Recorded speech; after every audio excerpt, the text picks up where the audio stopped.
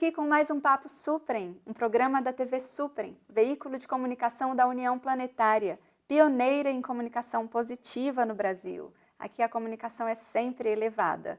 E até por isso hoje vamos entrevistar o Cacique Dadá. Meus parabéns por todo o seu trabalho, muito bem-vindo. Obrigado. Ele foi protagonista do filme A Carta do Papa Francisco.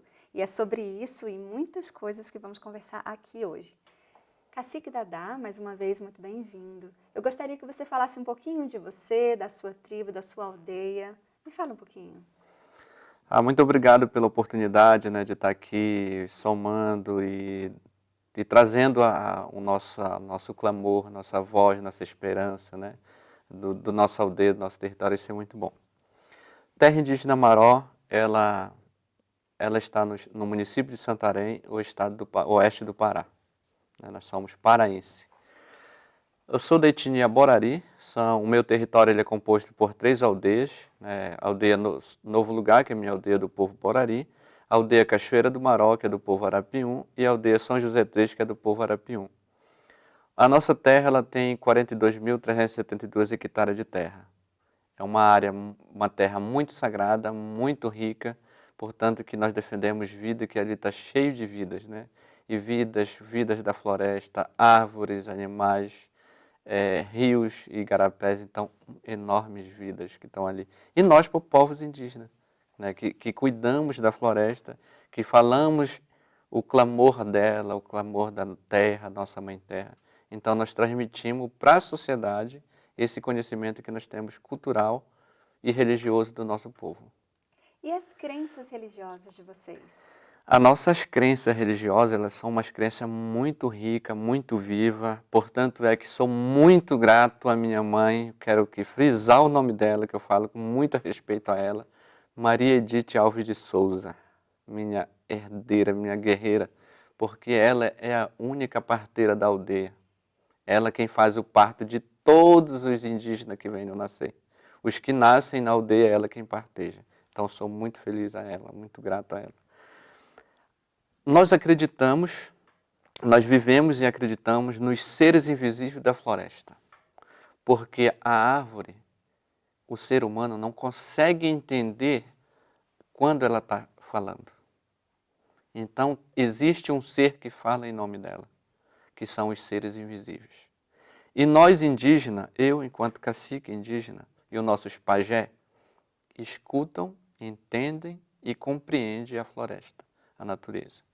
Nós entendemos a curupira, nós entendemos os encantados do fundo do mar, nós entendemos a mãe da natureza, que é a curupira, que cuida das mais belas, lindas árvores. E que nós cuidamos, nós indígenas cuidamos desses seres, cuidamos dos seres invisíveis e das florestas. Então, é toda uma cadeia de comunicação, de intervenção, interação de saberes. E a nossa crença, ela diz que nós não podemos se envolver em outro tipo de crença que a não ser uma crença que é valorizado, que é culturalizado, que é passado esse conhecimento de geração para geração. Portanto que a nossa crença ela é tão boa que ela associou à religião católica. Então nós seguimos as duas crenças com muito amor e acreditamos que a humanidade deverá mudar os seus pensamentos de ignorância e preconceituoso através do conhecimento, do entendimento e da formação chamada educação, lavagem cerebral, Tirar esse mal que está na minha cabeça, tirar esse mal que está no meu coração e trazer coisas boas para que o meu coração possa transmitir através da minha fala, através do meu olhar. Eu não continuar olhando para o mundo com um olhar ganancioso, um olhar capitalista.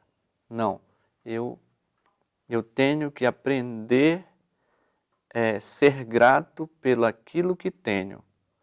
O dinheiro é bom, em parte, mas não eterno. A floresta é muito mais valiosa de qualquer moeda no bolso. Então, eu sou muito grato porque A nossa riqueza, enquanto população indígena, não é o dinheiro em espécie, mas sim a floresta, porque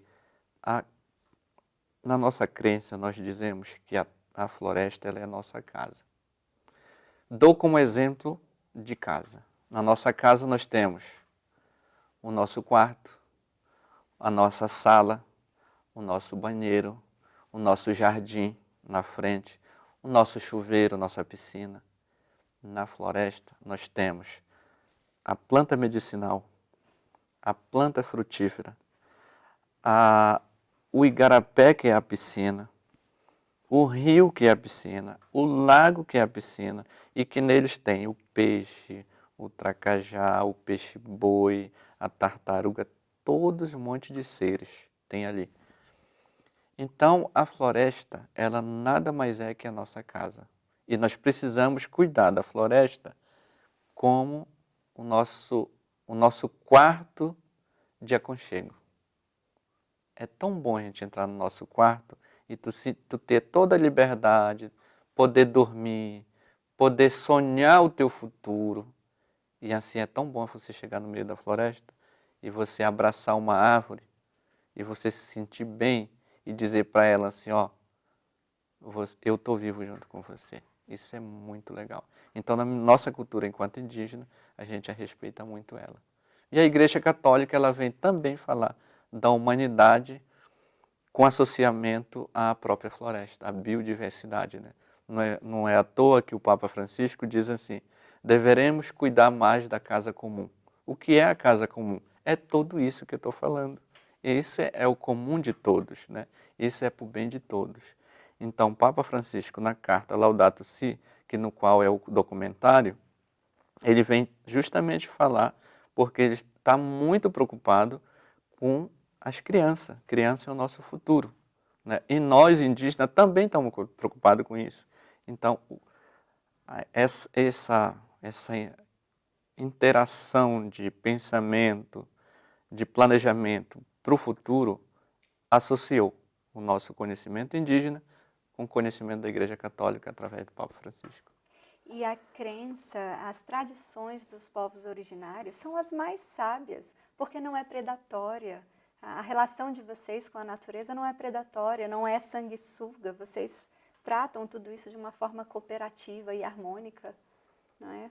Eu dou um exemplo quando nós queremos pegar um fruto de uma floresta. Nós indígenas, a gente não sobe na floresta, na árvore, para apanhar um fruto. Nós esperamos que a árvore ela libere aquele fruto para nós.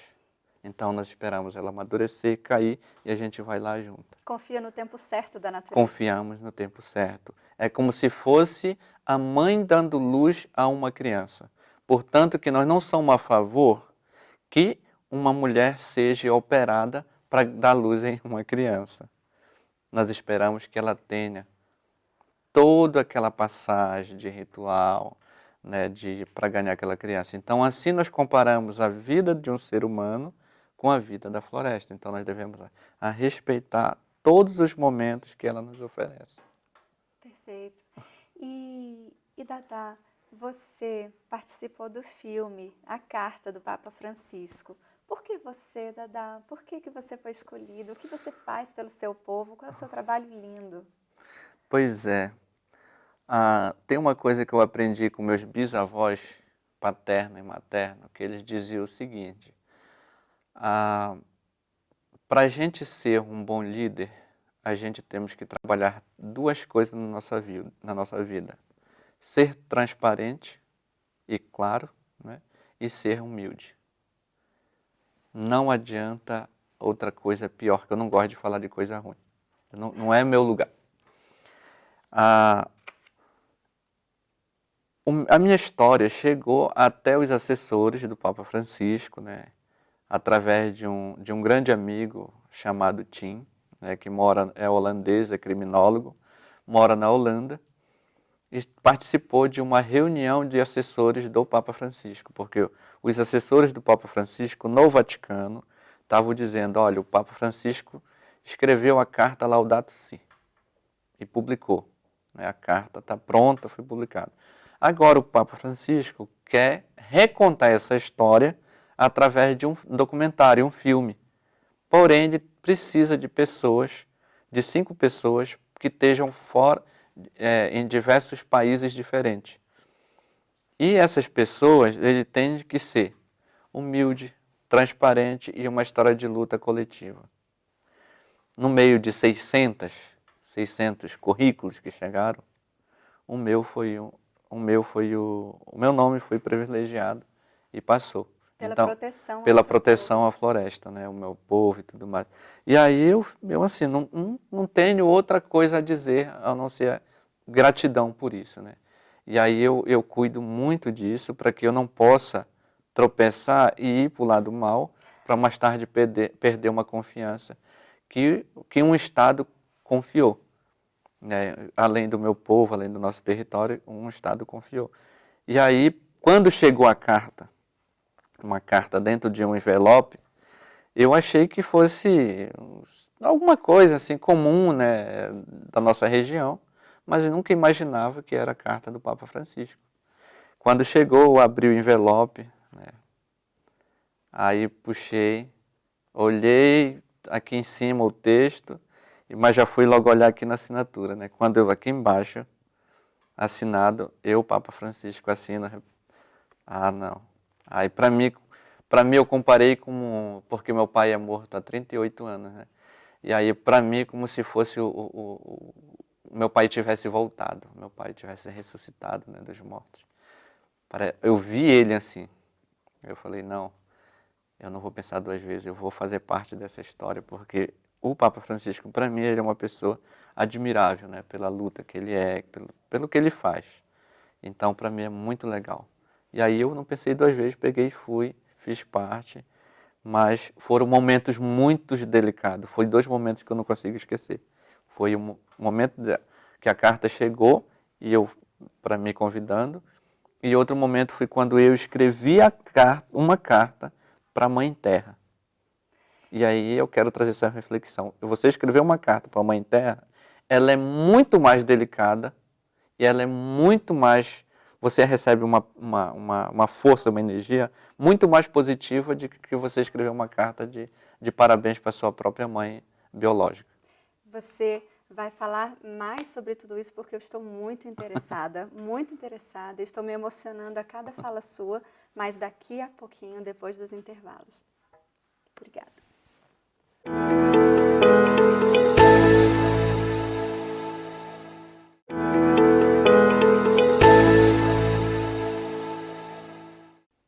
Estamos de volta com o segundo bloco do nosso Papo Suprem, entrevistando o Cacique Dadá. Ele foi protagonista do filme A Carta do Papa Francisco e ele estava conversando no primeiro bloco sobre uma carta à Mãe Terra. Cacique Dadá, mais uma vez, muito bem-vindo, muito obrigada por tudo isso e gostaria que você desse continuidade a essa fala maravilhosa sobre a Carta à Mãe Terra. Então, eu peguei e fiz a carta, né? A gente tiramos uma árvore, a carta é escrita num pedaço de árvore da Amazônia, né, lá da aldeia. A gente trabalhou ela bem trabalhadinha e fez a carta nela, escrevi nela. Essa carta eu mandei para o Papa Francisco. Eu falei na carta, escrevi o que eu acho e o que a Mãe Terra me mandou escrever. O clamor que hoje ela sofre por ideias tolas, por ideias ignorantes, ideias que não é da humanidade. Então são ideias que não é boa para a sociedade, para quem pensa, para quem entende, para quem compreende e para quem quer ter vida, para quem quer viver com o coração limpo, com a mente limpa. Então, esse tipo de coisa que é feito à nossa Mãe Terra não é legal. E aí eu escrevi a carta para a Mãe Terra, agradecendo, uma carta de agradecimento. Mãe Terra, eu te agradeço por tudo que você me oferece. Por você segurar minha casa sobre você, por você suportar o meu plantio de meu cará, minha banana, minha batata, minha macaxeira, meu milho, meu arroz, minha banana, tudo. Por você suportar o caminho, a estrada que eu sigo ao meu roçado. Muito obrigado por você aceitar o peso de todas as árvores que tem sobre você e você alimenta essa árvore para que a árvore me dê um bom alimento. Te agradeço por isso. Muito obrigado por você me guardar pós o meu tempo de vida. Quando eu morro, eu vou para você e você me guarda eternamente. Então, muito obrigado por tudo isso. E aí eu fui escrevendo, né? Escrevendo nessa linha de conhecimento, de paz, né? Mas não é fácil, não é fácil. Você cria um nó aqui, um peso, né, na sua consciência, e a sua mão tem hora que treme, porque a energia da nossa Mãe Terra, ela é muito, muito forte. Ela é positiva. E não é qualquer uma pessoa que consegue fazer isso. Escrever uma carta de agradecimento à Mãe Terra. E aí eu escrevi, mandei. Quando eu cheguei no Vaticano era 2 meses depois, cheguei lá, a carta estava na mesa do Papa Francisco. E aí eu presenteei a ele com essa carta à Mãe Terra. Porque nós pensamos junto sobre a mudança, as mudanças climáticas na Amazônia, especificamente na Amazônia, mas ela envolve todos os países, né? Então, aí essa carta que eu presenteei ele me presenteou no mesmo tempo com o São Francisco de Assis, no qual é padroeiro das nossas aldeias. E aí ele me presenteou, deu a benção. Foi um momento religioso muito legal. E aí eu fiz um momento de oração junto com ele, a gente segurou na mão do outro. Foi uma coisa maravilhosa. E nunca nessa história um Papa se focou, desenvolveu esse assunto tão lindo de proteção ao meio ambiente como ele? Nunca, na verdade, nunca mesmo, né? E uma coisa que eu fiquei muito, muito grato a ele é que ele aceita um representante de país, de cidade, de capital, 15 minutos. Com nós ele ficou 1h45. A gente foi numa conversa profunda porque ele queria entender como que era a nossa luta nos nossos países onde a gente vive, né? Ele está Então, conectado. É uma conexão. E falando em conexão, Dadá, os povos originários têm uma conexão fantástica com a natureza, até por tudo que você mencionou agora. Por que você acha que o mundo se perdeu dessa conexão? E o que fazer para resgatar isso? Eu vejo que cada um de nós que já tem uma consciência, deveremos falar para quem ainda não tem essa consciência. E quem não tem essa consciência, você tem que começar a dizer para si mesmo, fazer uma avaliação profunda do meu coração, do meu sentimento ignorante. E você ser capaz de dizer, eu estou errado. Quando eu sou capaz de dizer que eu estou errado, eu fazer minha avaliação espiritual, mental, do coração, eu consigo arrumar minha vida, o meu pensamento para o bem-estar de todo. A gente foi, muitos foram fracos, cooptados pelo lado do capital. E o capital está aí oferecendo 1000 coisas achando que isso é legal. Ganância. Ganância. Isso é legal para determinados grupos, que não são os grupos indígenas, que não são os grupos quilombolas, os negros, que não são os ribeirinhos, que não são os extrativistas. Não é para essa população que é o bem. Mas para a gente também não é. Não é para quem pensa que mora na cidade e que tem o coração bom, sofre com isso. Exato. Então não é legal. E não percebe que tudo isso, o mundo inteiro se destrói com tudo isso. Com certeza. E o desafio de vocês maior, qual é? Ali na aldeia? O nosso desafio maior hoje, nós temos 2 desafios. Primeiro, nós temos que estudar para que nós possamos cuidar de nós mesmos. quando eu falo estudar, nós temos que se formar em várias áreas de conhecimento. Eu tenho que me formar na área de conhecimento para o mundo da leitura, escrita, né? E, e de cuidar do corpo, né?